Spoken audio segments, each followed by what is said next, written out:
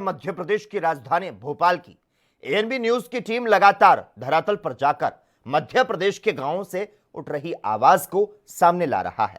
प्रदेश की जन कल्याणकारी योजनाओं को मुख्यमंत्री शिवराज के सपने को जिम्मेदार अधिकारी पलीता लगाने से बाज नहीं आ रहे।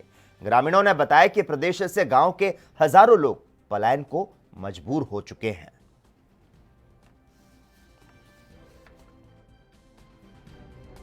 लोरगांव पंचायत में देखो कितनी कच्ची रास्ताएं हैं, बीमार कोई होता है तो हॉस्पिटल नहीं है, कोई तिकंगड़ जाए तो टाटी गड़ी बेच करके जाता है, कोई को जतारा जाना है तो बीच में रो रहा है। सीओ साहब कहते हैं ए इधर आओ, 2000 रुपया है, एटीएम का 5000 है, पटवाई का 10,000 बच जाए तो वेतन भरे, 10,000 भी खा लेने और करीब आदमी रो रहा हो क्योंकि मृत्यु हो जाने तो मृत्यु में कह रहे कि हम तुमको खा जाएंगे, गरीबों को, हम धन्ना सेठों को की आदमी हैं। इसलिए मैं पत्रकार बंधुओं से विनम्र निवेदन करता हूं कि हमारी हेल्पलाइन में और आप जाकर राजधानी में ये शिकायत करो कि हमारे क्षेत्र की जानकारी दो और पुलिस प्रशासन की शक्ति दो, यहाँ की दारूखोरी ना होवे, गुंडागिर्दी ना होवे और भ्रष्टाचार मिटाना है तो यहाँ पुलिस प्रशासन अपने अच्छे कंट्रोल में। पार्टी में जाने आने से कुछ नहीं होता, कुछ मेरी गलतियां होंगी जो मैं स्वीकार कर रही कि मेरे से भई होंगी कुछ गलतियां, उस पर 2-2.5 वोट मेरे कट गए।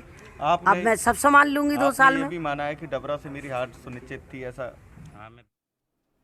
तो तमाम योजनाओं पर जो अधिकारी हैं वो पलीता लगाते हुए नजर आ रहे हैं और इस खबर पर ज्यादा जानकारी देने के लिए इस वक्त हमारे साथ हमारे संवाददाता शैलेंद्र पारासर लाइव जुड़ चुके हैं। शैलेंद्र, सरकार द्वारा गांव से लेकर शहर तक पलायन को रोकने के लिए कई योजनाएं चलाई जा रही हैं, लेकिन जो हकीकत है कुछ और ही बयां कर रही है। तमाम दर्शकों ने हमारी यह बाइट भी सुनी। मजदूर जो सूर्य उदय के साथ दिहाड़ी कर शाम को अपने और अपने परिवार की रोटी का जुगाड़ करता है, वो कहां जाए, क्योंकि जो व्यवस्था है वो तो अस्त व्यस्त है और काम की कमी है। इससे पलायन को तो मजबूर होंगे ये मजदूर, और साथ ही जो योजनाएं चलाई जा रही हैं अधिकारियों द्वारा उस पर भी पलीता लग रहा है।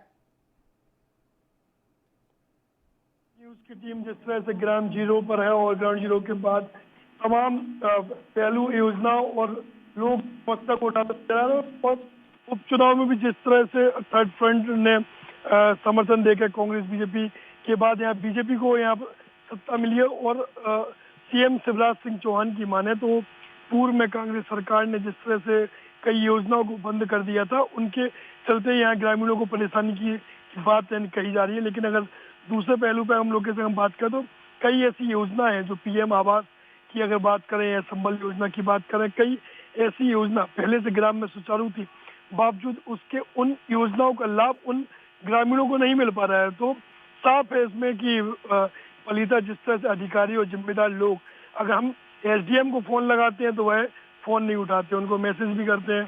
तमाम जिम्मेदार अधिकारी हैं, पंचायत सीओ हैं, उनको फोन लगाते हैं तो भी वो फोन नहीं उठाते हैं। तो उनकी ग्रामीणों की सुविधा के लिए फोन नंबर दिए जाते हैं। हम कार्यालय संपर्क करते हैं, कार्यालय में भी नाराज मिलते हैं। टीकमगढ़ में संपर्क किया, सागर में संपर्क किया, तो साफ है कि यहाँ प्राइवेटकरण के तहत जिस तरह पंचायत चल रही है और दूसरी ओर हम देखें जिसको यहाँ सरपंच होते हैं ग्रामों में, उनकी पंचायत कोई और चलाता है। वहाँ के योजना है, तमाम मोहरे जो प्राइवेट लोग हैं वो साथ में लेके घूमते हैं। अगर आपको कोई भी काम है, ग्रामीणों को कोई काम है तो वहाँ मोहर लगा के उनके काम हो जाते हैं और बाकायदा ऐसे कई मामले भी सामने आते हैं। लेकिन अगर हम बात करें भ्रष्टाचार की तो लंबे स्तर पर यह भ्रष्टाचार फैला हुआ है, जिसमें नीचे से लेके ऊपर तक के कई अधिकारी शामिल इसलिए भी होते हैं क्योंकि इन पर कार्रवाई नहीं होती है।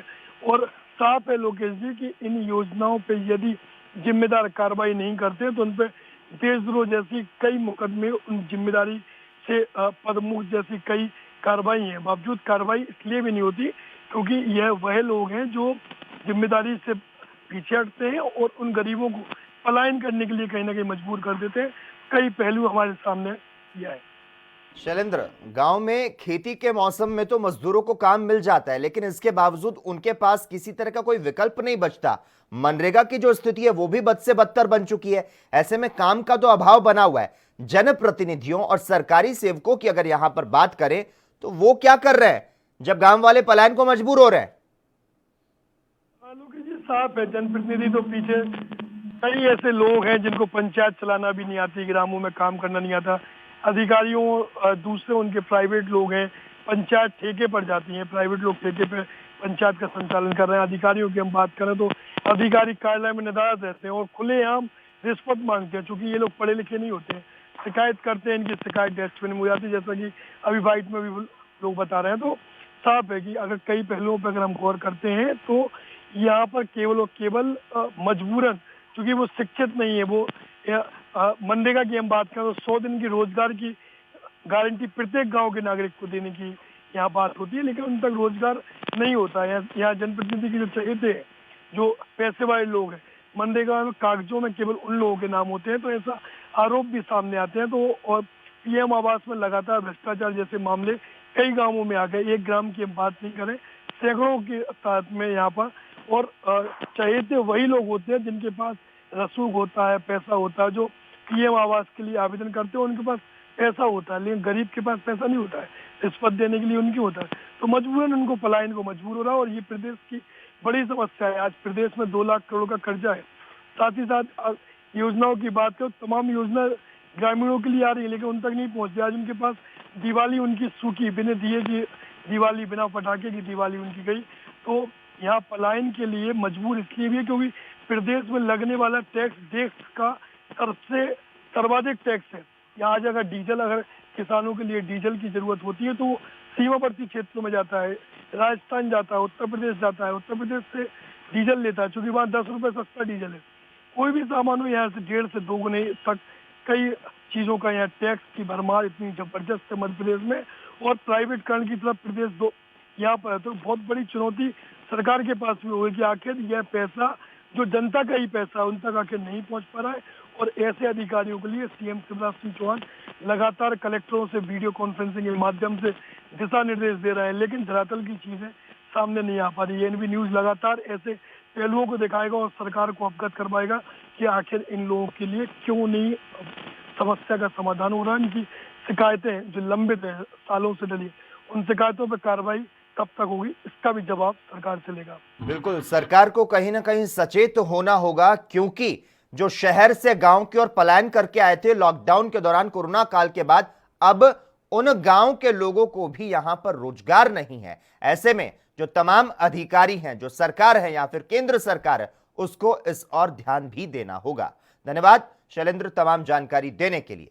चलिए आगे बढ़ते हैं।